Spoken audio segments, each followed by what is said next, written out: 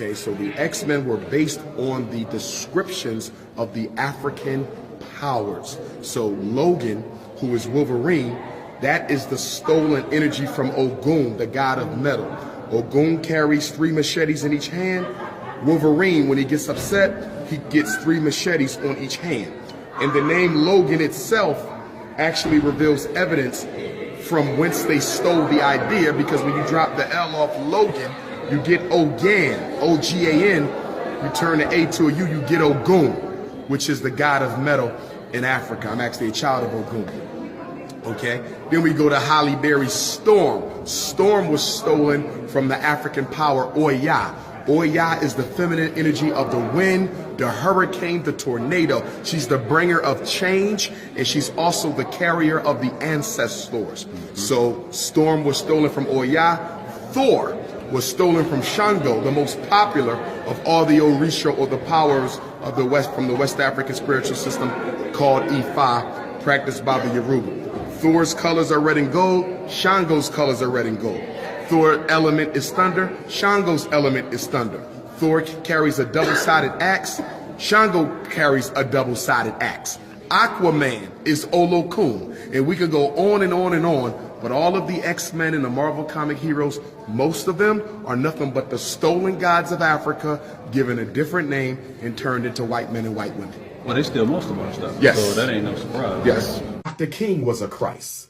Malcolm X was a Christ. Medgar Evers was a Christ. Fred Hampton was a Christ. Booker T was a Christ. Nat Turner was a Christ. Denmark Vesey was a Christ. Gabriel Prosser was a Christ. The Prince of Pan-Africanism is a Christ. You can never see God, but you can feel his energy through his chosen ones that he sends. And guess what, brothers and sisters? All of you are Christ.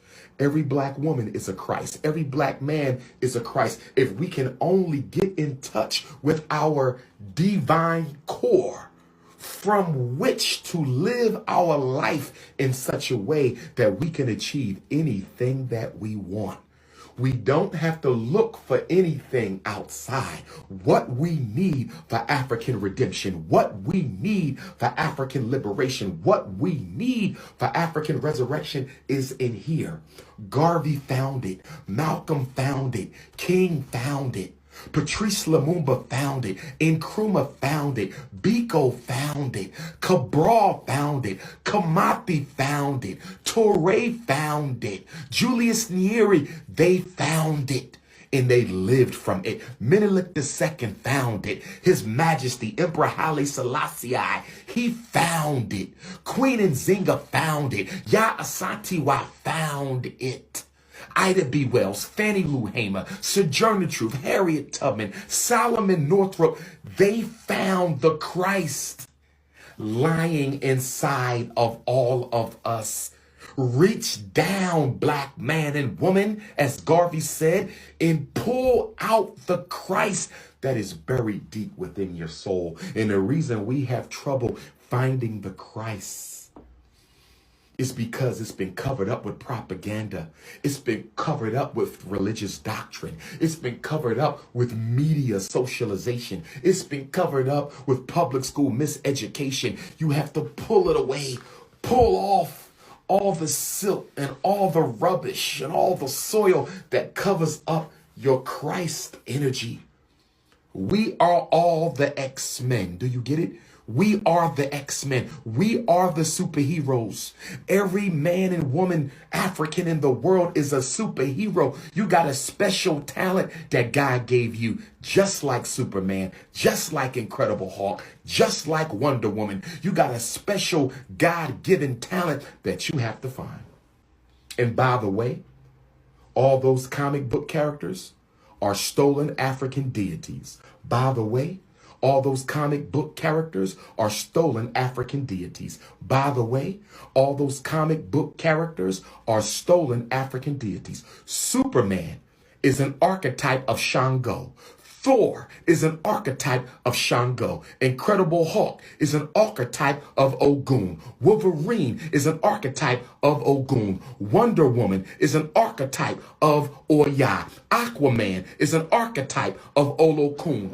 every single superhero that exists was created, fabricated, and plagiarized from the divine conscious energy and information through which God sent the Orishas, the Loas, the Abusums, and the Netters. We are divine.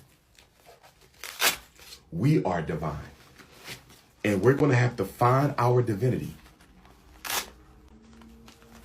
in order to achieve our liberty. We're going to have to find our, not no religion. Stop running to religion. You can't find divinity in a book. Your divinity is in no book.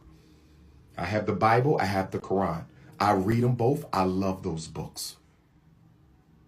They don't compare to the Holy Odu Ifa, but I love those books. I read the Old Testament. All of those books are plagiarized versions of the traditional African Medu Neter and other Nile Valley spiritual texts. So I don't have no problem with the Bible.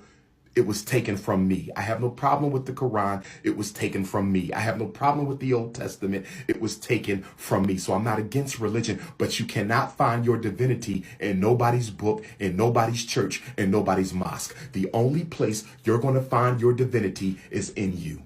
The only place you're going to find your divinity is in you. No priest can give it to you. No preacher can give it to you. No bishop, no saint, no imam. The only place you're going to find God, the only place you're going to find your own personal connection to the Most High consciousness that runs this world is in you.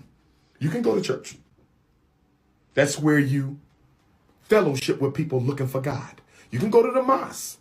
That's where you fellowship with people looking for God. But the most holy place, the most sacred place in all of humanity, the most sacred place in this universe, and only there will you find your creator waiting to meet you. And that is right here in the heart of heart and in the soul of souls, brothers and sisters. That is right here in the heart of heart and soul of souls. And that's why Jesus started in the temple, but he had to get out. Muhammad started in the temples, but he had to get out. Buddha started in the temples, he had to get out. Krishna started in the temples, he had to get out. Religion is a bridge. It is not a home. Religion is a bridge. It is not a home. Religion will take you from point A to point B. It cannot take you to divinity. Only you can take yourself there. Only you can take yourself there. God's chosen people. The biggest lie told is that religions were chosen. God didn't choose the Muslims. God didn't choose the Christians. God didn't choose the Hebrews. God's chosen people are African people. The firstborn of God is the African. The firstborn of God is the African. The Bible says, blessed be the firstborn. If blessed be the firstborn, the African man and woman are the firstborn of the Creator. We are the chosen ones.